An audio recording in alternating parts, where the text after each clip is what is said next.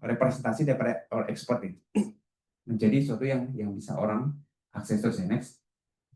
Oke, nah ini tentang AI halusinasi. Tadi yang topik pertama Dr. Andre jelaskan nih.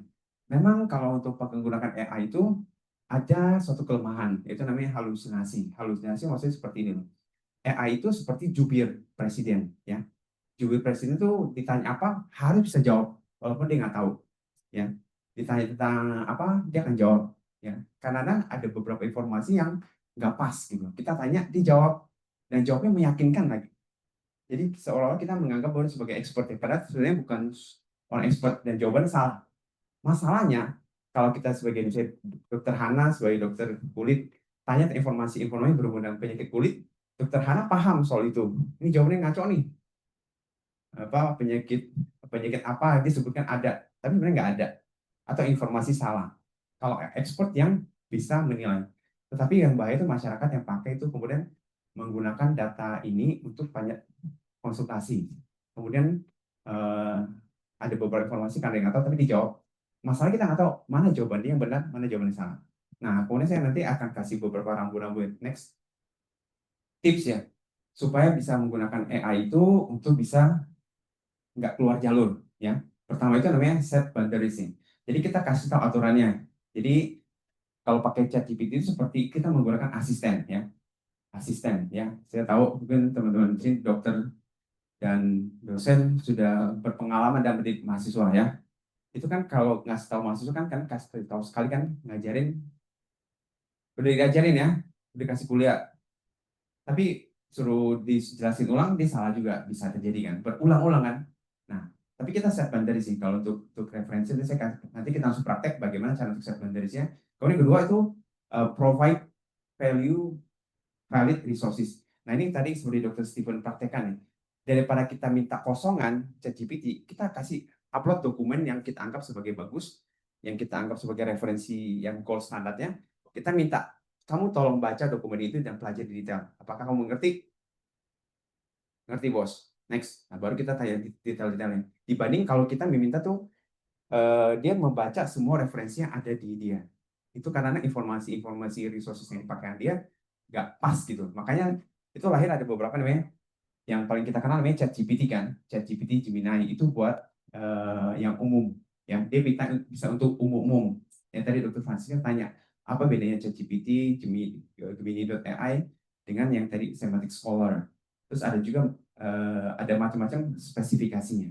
Akan lebih bagus sih kalau kita tanya ke orang yang tepat. Misalnya orang yang jago di bidang itu. Nah, dibanding juga sama AI juga ada macam-macam jagonya di bidang apa-apa. Ya umum, orang awam kenal ChatGPT sama Gemini. Ya, tapi ada sekarang namanya DeepSeek, bisa untuk semua informasi. Tapi kalau kita mau tanya dari saintifik, nanti akan dibahas nanti di pertemuan Kamis berikutnya. Ada pertemuan yang dibahas soal itu. Ya, yang ketiga itu kita provide guideline. Rambu-rambunya. Yang keempat kasih detail instruction ya. Nanti kita harusnya langsung praktek ya. Yang kelima itu mesti kita apa namanya? Klarifikasi dan klarifikasi. Ya. Ini maksudnya sangat-sangat bisa dipakai sih buat kita sebagai orang expert ya. Karena kita menguasai bidangnya kita masing-masing, kemudian kita minta ChatGPT sebagai asisten. Ya. Lagi next. Oke, ini contohnya ini tahapan writing kan ada namanya pre-writing, drafting, kemudian ada revisi sama editing. Nah, sekarang kita coba teman-teman buka website penelitian.net garis miring AI. Coba burukan sambil buka website penelitian.net garis miring penelitian.net garis miring AI. AI ya. Nah, nih. Ini website. Oh, ini website saya. Website terbaik loh di dalam statistik loh. Kan cuma satu. Ini website menolong kok mahasiswa. Jadi kalau ada kesulitan bisa saudara referensi ke ini ke penelitian.net ya. Ini bahas soal statistik hitung sampel analisis statistik. Nah, kita coba praktek ya. Misalnya ini statusnya diperbesar dikit ya.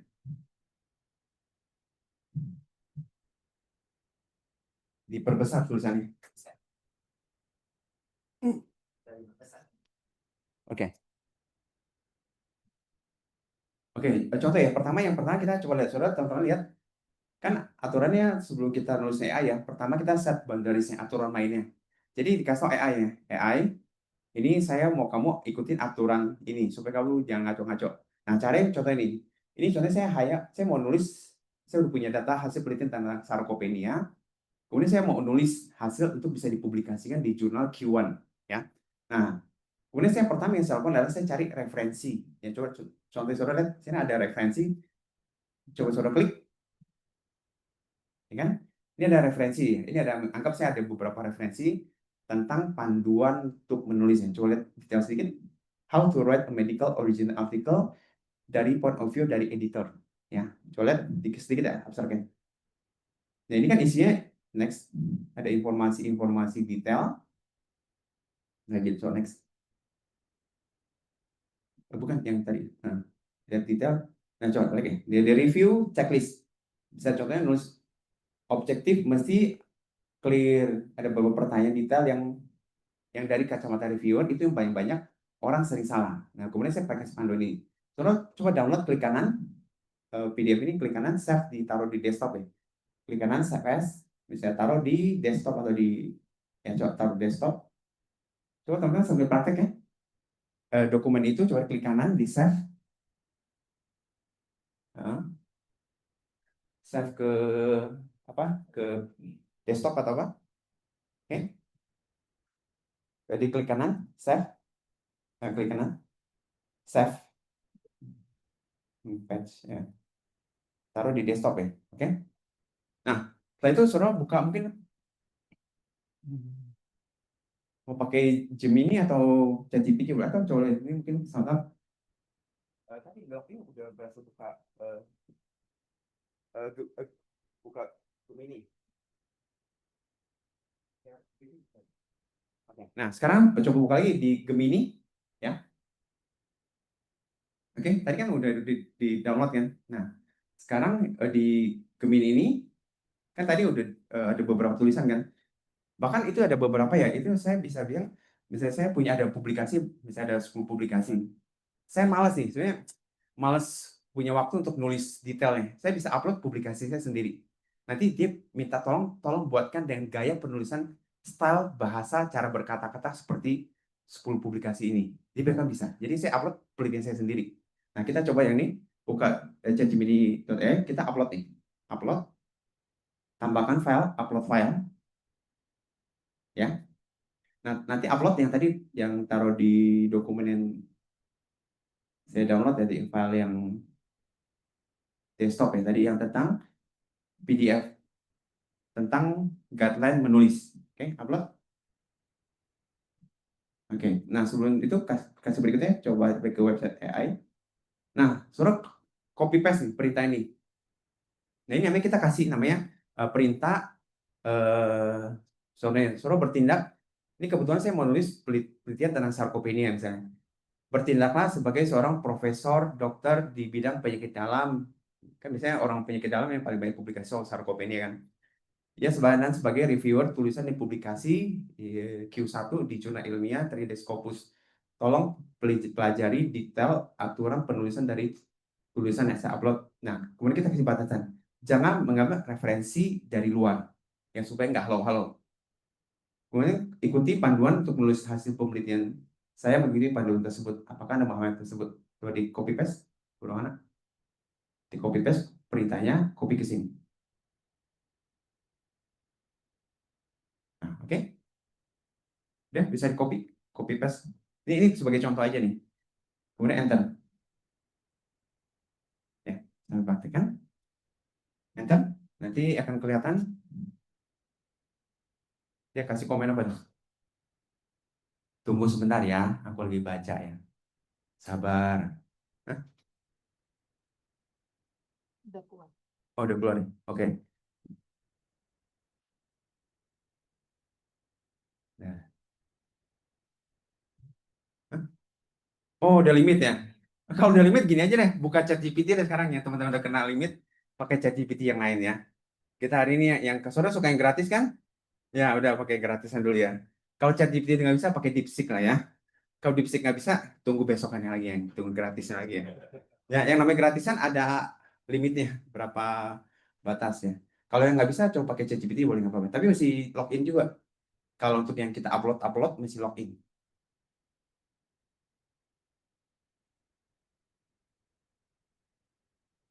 Ya teman-teman yang udah kena limit, yang udah nggak bisa pakai lagi, pakai DeepSeek atau pakai ChatGPT juga boleh. Nah, attach. Ini mesti login dulu, dok. Login emailnya.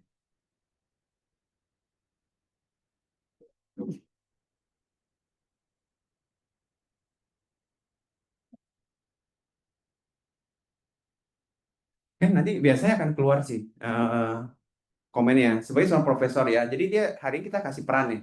Kamu bertindak, kita main peran-peranan ya. Kamu jadi siapa?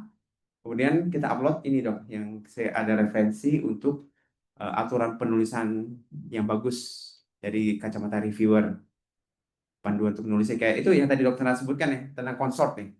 Kalau mau penelitian tentang meta analisis kita upload yang consort atau aturan penulisan untuk meta analisis sih. Kalau untuk penelitian yang apa kita upload yang makin spesifik, makin detail, makin bagus. Misal ada yang spesifik ini untuk Francisca tentang penulisan untuk publikasi jurnal yang pasien anak-anak. Kalau ada, pakai referensi itu. Kita bisa upload beberapa referensi. Sudah? Sudah dilakukan? Oke. Nah, coba lihat perintah berikutnya di penelitian.net. Nah, kemudian yang langkah yang sudah, langkah yang pertama sudah. Nah, langkah yang kedua itu kita minta untuk itu. Kita kasih perintah prompting untuk lebih detail ya. Misalnya, saya mau buat judul penelitian dari hasil pengumpulan bioimpedance analysis untuk mendeteksi sarkopenia. Tolong berikan saya guideline dalam menulis part 1.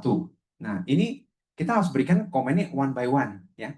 Jangan sekaligus, jangan tulis 10 halaman proposal. Dia bisa keluar sih, tapi hasilnya nggak seakurat, nggak sedetail kalau kita perintahkan one by one.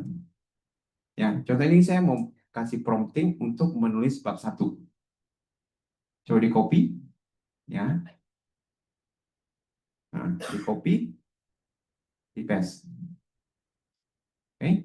Jadi saya minta untuk tolong buatkan bab 1 atau latar belakang introduction menggunakan referensi aturan main dari referensi yang saya pakai ya. Nah, dia kan kasih keluar kan. Bisa gede dikit tulisannya. Oke, dia tulisan lihat ya. Nih. Nah, dari tulisan yang keluar ini kita harus ingat ya, ini namanya asisten ya, asisten anak baru ya. Jangan percaya 100%. Harus sedikit apa? Ada rasa tidak percaya. Jadi harus ditinjau, dibaca lagi ya. Oke, ini contohnya nih, mulainya tinjau singkat menguraikan inti dari subjek, misalnya sarkopenia, pentingnya deteksi dini dan peran bioimpedance analysis secara umum. Kemudian dia kasih guideline masing-masing detail-detailnya. Panjangnya cukup 1-2 kalimat ya. Jangan terlalu banyak referensi pada bagian ini, karena akan lebih cocok referensi di bagian diskusi. Oke, implikasinya apa aja ya? Jadi kita akan dapat guideline 1, 2, 3 poinnya, 1, 2, 3 yang poin terpenting. Kemudian kita bahas yang juga kita bisa highlight apa yang fungsi bab 1 adalah kekurangan atau keterbatasan pada studi penelitian sebelumnya. Ya, contohnya, ini kasih contoh ini. Mungkin belum banyak survei tentang bias pada populasi spesifik ini. Kemudian ada cut off-nya belum jelas. Ada keterbatasan metode diagnostik, kurangnya performa data bias dalam bentuk layanan prima atau ukuran screening massal. Oke, terus tujuan. Ini contoh nih. Dia kasih tujuannya. Tujuan itu harus rasional, kuat, dan sangat jelas. Ternyata dijelasin. Oke, next. Oke, ini kan kasih ada beberapa referensi kan. Nah, nanti teman-teman harus membaca referensi ini, kemudian dapat ide. Nah, baru balik lagi ke topik yang .ai.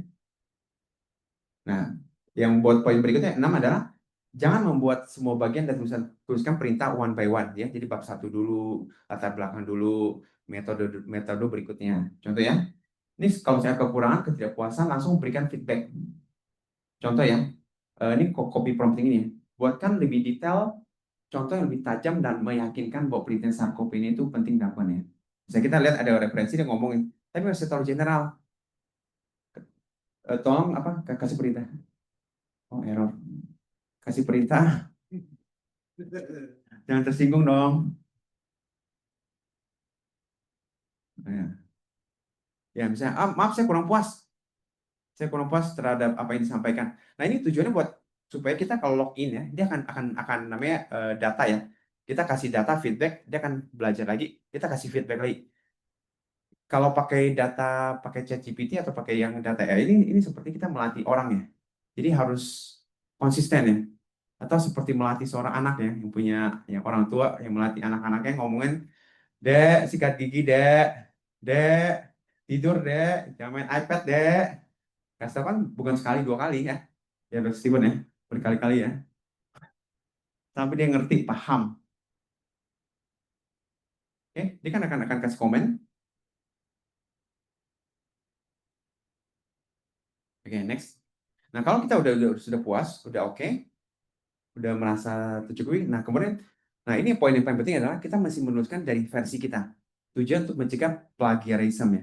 Karena plagiarism kita minta semua itu bahan baku, bahan mentah dari AI.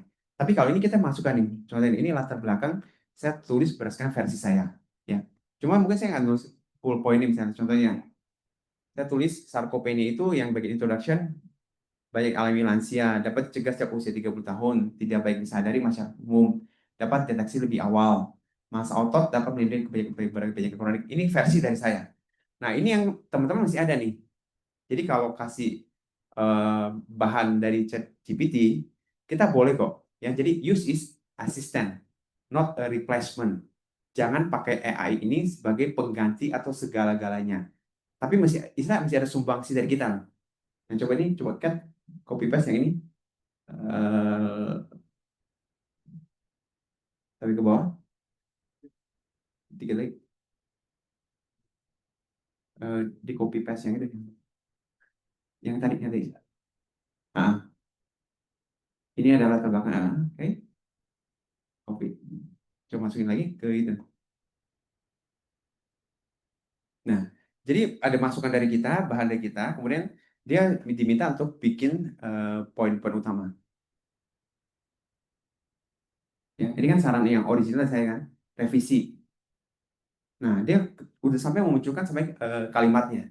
Ya, nanti detailnya buat yang topik-topik detail yang tentang referensi, kita akan belajar di dua Kamis berikutnya sih, karena waktu hari ini terbatas. Saya kasih contoh yang umum ya. Oke? Nah, kan ini kan banyak poin-poin yang meyakinkan kan. Sarkopenia tidak baik saja dari masyarakat umum. Dia bilang topik ini yang saya tulis kurang pas, kaitkan dengan kurang informasi atau stigma. Oh, contoh kalimatnya sayangnya kesadaran masyarakat umum terhadap sarkopenia masih rendah, ya, dan seterusnya. Sarkopenia deteksi lebih awal, ini kurang bagus. Kaitkan dengan pentingnya screening atau edukasi, kan lumayan loh. Misalnya ada asisten, oh ya, karena gini, pada saat kita nulis writing sesuatu, itu namanya blind spot ya. Blind spot tuh kita karena udah jenuh dan proses menulis, kita ada satu sisinya yang nggak terlihat ya. Dulu saya pernah training menulis, itu ya dapat beasiswa nulis di apa, dan sama orang yang bikin detik.com ya. Nulis cerpen sih, nulis fiksi. Di Kasau ada satu namanya, kita nulis tulisnya sebaik-baiknya, tanpa harus koreksi. Yang nulis bab satu, alin satu, koreksi. Balik lagi, alin dua, koreksi lagi. Itu nggak jadi-jadi. Ya, nanti jadinya tahun depan. Ya. Jadi kalau kita bisa tulis sebaik-baiknya, nggak apa-apa, jangan tahu salah. Nanti minta asisten untuk periksa. Ya. Next, lanjut. Nah, untuk mencegah halusinasi, ide pokok berasal AI penulis. AI hanya menerjemahkan sebagai asisten. Nah, baru bisa bab satu kita udah puas ya. Udah oke, kita lanjut ke bab 2, material methods. Nah, coba ya. Berikan petunjuk detail untuk menuliskan part, metodologi, dan metode excellent yang berasal dari panduan PDF ini. Nah, kita copy paste saja. Minta dibikinin. Misalnya kita punya asisten. Oke. Nah, ini dituliskan nih poin-poin utama. Kalau jurnal Q1, publikasi Q1 itu masih ada part ini, part itu. Ya, ya. Bahkan ada part yang detail-detailnya intervensi pengumpulan dasar. Ya, ini kan informasi dia kasih semua. Nah, mungkin nggak semua relevan ya. Nanti selanjutnya kita tinggal masukkan part metodologi yang kita tulis ya. Misalnya saya tulis yang part metodologi yang bagian ini, saya copy paste ke sini. Paling banyak kan orang kan biasa masalah tulis di bagian metodologi, menulis apa, desain studinya apa, terus analisis statistiknya apa. Gimana nulisnya? Gimana dong? Saya sering dapat pertanyaan dari klinisi. Pak Feli, minta tolong dong. Ini mesti ngomong apa nih, Pak metodologi ngomong apa nih? Metode cross sectional, titik. Analisis statistik chi-square, titik. Terus gimana ya supaya kelihatan kelihatan apa? Statistik banget gitu loh. Ilmiah gitu loh. Nggak bodoh-bodoh amat. Nah, ini pakai ini. Kita poin utama yang udah kita tulis, copy paste ke sini ya. Terus lanjut bagian result discussion. Nah, sebenarnya sih kalau untuk yang ini, teman-teman kau usah belajar statistik lagi. Kau usah kuasai secara detail MPNS. Seperti mahasiswa. Kau usah. Ya, tapi ini sudah bisa lakukan. Bahkan kita masukin kita perlu ngerti Excel. Excel bisa kan? Ya, kalau punya data penelitian ya. Tapi ingat ya, apa yang kita upload di sini itu jadi milik bersama ya. Jangan sampai kesalahan seperti ada perusahaan apa yang itu diupload data konfidensial, eh, data keuangan daripada company dia diupload di sini dan itu jadi konsumsi umum. Ya, jangan, ya, jangan ya dek, jangan. Karena itu jadi kalau mau upload misalnya data penelitian yang singkat-singkat aja. Ya, kalau yang berbayar kalau ChatGPT pakai yang Teams, yang Teams. ChatGPT itu ada yang versi berbayar, ada sama yang buat bikin tim. Itu datanya nggak akan di-provide ke server untuk jadi bahan pembelajaran. Ya. Gemini juga sama. Gemini ada ya? Saya pernah tahu. Makanya kalau saya pakai Notebook. Ya, ya ada beberapa yang itu ada isu-isu yang konfidensial kita jangan ya, jangan upload ke sini karena bahaya. Begitu upload itu jadi pembelajaran. Ya, yang apa yang free, yang gratisan ya. Dia nggak benar gratis loh. Dia hanya minta feedback supaya dia melatih dia lagi ya. Sebenarnya bisa kita upload bisa data Excel ya. Penelitian bab 1, sarkopenia, pengukuran massa otot, biayanya berapa, usia berapa. Tanpa mengupload data Excel identitas pasien, ya kita upload aja. Nanti minta tolong lakukan analisis uji chi-square atau uji t-test. Tolong keluarkan p-value-nya.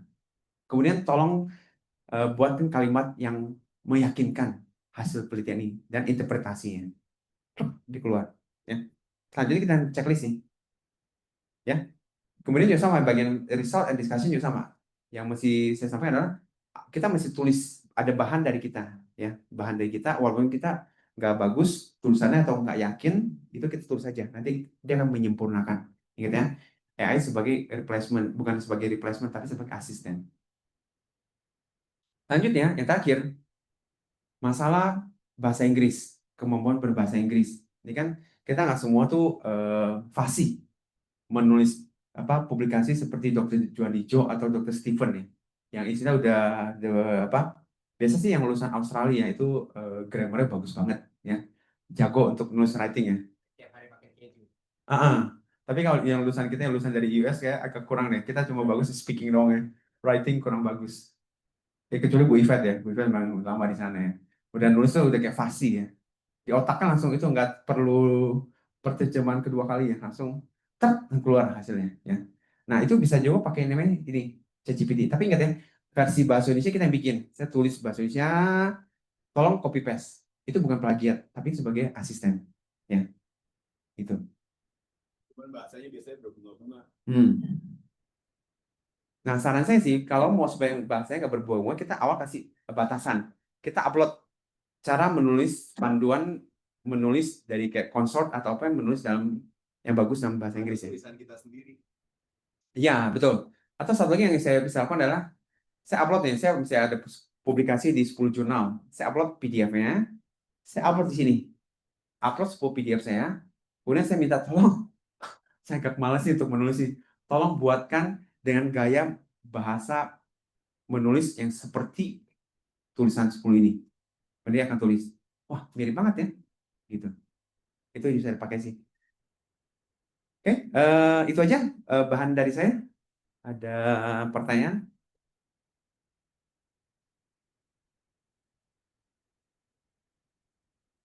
Menginginkan cipta dimulai. Ada pertanyaan? Sam? Beda Pak. Nggak usah. Kalau misalnya kita mengupload tulisan kita ke ini, misalnya loh, 10 Mm-mm. apa. Mm-mm. Jadi kalau misalnya saya maksa gitu kayak buatkan jurnal dengan gaya tulisan pakai ini bisa. Bisa, bisa. Tapi ntar jadi tulisan jangan lupa tulis nama saya juga ya.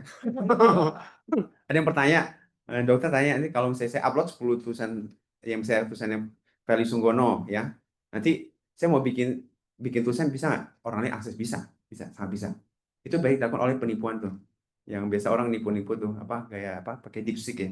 Bahkan sekarang voice itu bisa dibuat suara mirip sekali. Ya, karena ya, tapi ini masih ada database yang di training. Ya, ini kan sebenarnya prinsipnya ini belajar AI seperti dokter saraf ya, belajar orang masukin pekerjaannya seperti saraf apa yang dia butuh sesuatu untuk berkreasi, ada bahan ya, gitu. Tapi sangat menolong sih, ya. Jadi supaya apa teman-teman yang banyak sibuk, jadi bisa dipakai buat itu sih. Berarti untuk membuat systematic review itu bisa pakai ini dok. Oh, Misalkan membuat systematic review ya? Oh ya, sangat sangat bisa dipakai. biar menghindari plagiat dengan gaya bahasa penulisan Oh ya, kita ya. sendiri atau Heeh. Sebenarnya untuk membuat tulisan systematic review sangat bisa sih, sangat bisa. Cuma ingat ya, ini bukan replacement tapi ada bahan pokok dari kita sih. Ini hanya asisten menolong kita untuk menyempurnakan sih. Jadi kalau kita yang bahaya itu loh, yang apa? Ada jurnal orang copy paste mentah-mentah, nggak kasih bahan apa-apa, kontribusi juga enggak, kasih promptingnya juga nggak jelas, kemudian dia upload. Terus abis itu biar nggak ketahuan ya ciri-ciri khas orang Indonesia yang diupload pakai ini ChatGPT bikin ya. Terus abis dia pakai Qbot apa kayak apa apa yang translate ke versi paraphrasing.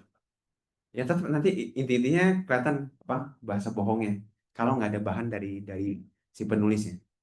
Tapi untuk systematic review sangat menolong sih. Ada beberapa proses yang dibantu. Oh ya, saya mungkin tanya teman-teman, ingat ya hari ini tanggal berapa? Hah? 4 Juni ya? Ada berapa hari lagi ya akan di akhir tahun? Iya, ada berapa hari lagi di akhir tahun 31 Desember 2025? Hitung dong. Coba siapa bisa paling jawab paling cepat? Ada berapa hari lagi? Hah? Wah, kurang tepat. Ya exactly jawabannya benar berapa? Berapa jawabannya? Nah, 210. Kok bisa dapat 210? Saya Gemini ya. Kenapa nggak hitung sendiri? Iya, plagiat nggak? Jawabannya plagiat nggak? 210. Enggak lah. Jawabannya nggak plagiat ya. Karena itu memang itu sesuatu yang bisa pakai ya. Jadi untuk hal-hal yang eh, itu bisa dipakai sih. Tapi nggak semua hal bisa di-solve sih. Ya. Tapi itu perkembangan AI itu sangat cepat sekali ya dan berkembang begitu pesat ya. Saran saya sih, mungkin kita kuasai yang sering kita pakai sih. Untuk writing itu pasti namanya dosen atau namanya klinisi pasti harus pakai sih. Wajib ya. Ini teman-teman dari kedokteran gigi selamat datang ya untuk fakultas yang baru ya, kita berikan aplaus ya. Ya selamat ya, jangan lupa loh.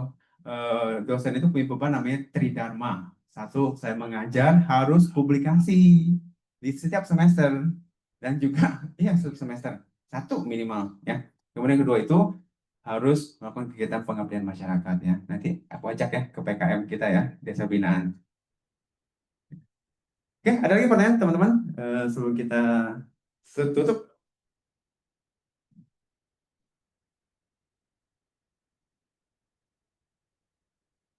Nanti jadwal berikutnya tanggal berapa, Bu Rohana? Bisa di-share? Hmm? Nggak ada ya?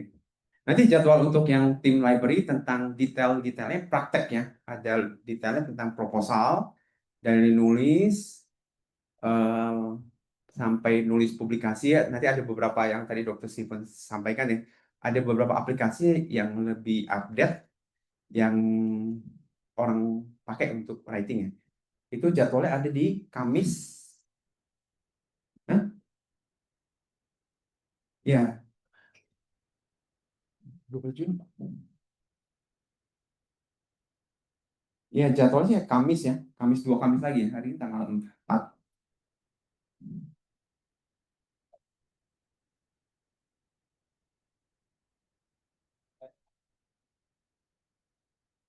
Ya, jadwal berikutnya hari Kamis ya. Kamis 19 Juni sama 3 Juli 2025. Ya, jam 1 sampai jam ini juga. Bukan. Kamis. Ya, 2 minggu lagi pokoknya. Hari ini Rabu, 2 minggu lagi, tapi pas lagi hari Kamis. 19 Juni. 19 Juni dan 3 Juli ya. Iya, 2 minggu ya. Biar itu apa supaya retensi memorinya nggak kepenuhan bagi otak kita ya. Yang penting adalah habis daripada ini adalah bukan berapa banyak yang bisa diterima, tapi berapa banyak yang bisa dipraktekkan ya. Mudah-mudahan yang hari ini yang disampaikan, saya tahu materi banyak, nanti saya usahakan untuk bisa upload rekaman ya supaya ada efek placebo ya. Kalau terima ada linknya, oh aman. Berarti sudah mendownload dalam hati kita. Oke, ada lagi masukan dari Videonya diupload ke YouTube, habis itu nanti tinggal diupload ke Notebook LM. Oh, ya, ya, ya. Tapi kalau bahasa Indonesia masih belum terlalu bagus. Ya, ya. Nanti kita coba kerjasama dokter Sarah, siapa tahu bisa diupload ke otak kita masing-masing. Atau saya buat rekaman yang bisa didengarkan untuk pengantar tidur berupa kuliahnya dokter Stephen ya. Langsung bangun otaknya. Oke, ada yang masukan dokter Jo?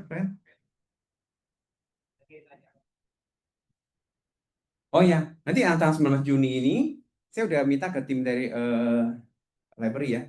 Itu saya udah ikut trainingnya juga sih tahun lalu beberapa kali training ya. Jadi mereka kan bahas tentang itu. Yang pertama cari ide topik ya. Nanti ada juga bahas yang tentang itu ya, tentang systematic review ya. Gimana cari-cari referensi. Itu ada beberapa namanya pakai Science Rabbit atau apa yang membuat pemetaan yang langsung cepat gitu loh. Jadi itu kita bisa shortcut, nggak usah baca manual satu persatu. Apa yang systematic review kita baca terus itu nggak sanggup lah gitu. Kalau lah ya kalau ada waktu sih oke. Cuma kalau rata-rata dengan pekerjaan beban kerja dosen kayak seperti agak waktunya agak mepet ya, sehingga kita tuh bisa pakai namanya tools untuk membantu ya. Nanti juga gimana nulis dari ide topik sampai untuk jadi. Nanti sifatnya 80% saya bilang praktek, 20% teori. Oke. Itu aja. Satu lagi. Udah?